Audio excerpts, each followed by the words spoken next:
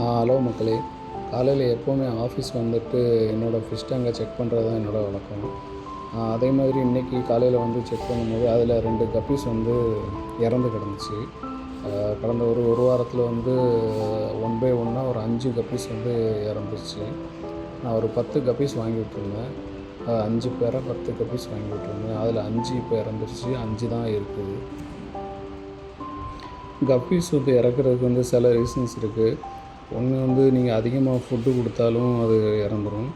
ஏன்னா டேங்கில் வந்து அம்மோனியா கண்டென்ட் அதிகமாகிறதுனால இறக்குறதுக்கு சான்ஸ் அதிகமாக இருக்கும். இன்னொன்று வந்து டேங்கோட டெம்பரேச்சரை நான் கரெக்டாக மெயின்டைன் பண்ணணும். எனக்கு வந்து டேங்கோட டெம்பரேச்சர் அதிகமானதுனால தான் இந்த கப்பீஸ் வந்து இறந்துருச்சு. பொதுவாக இப்போ இங்கே சம்மருங்கிறதுனால நல்ல டெம்பரேச்சர் அதிகமாகவே இருக்குது.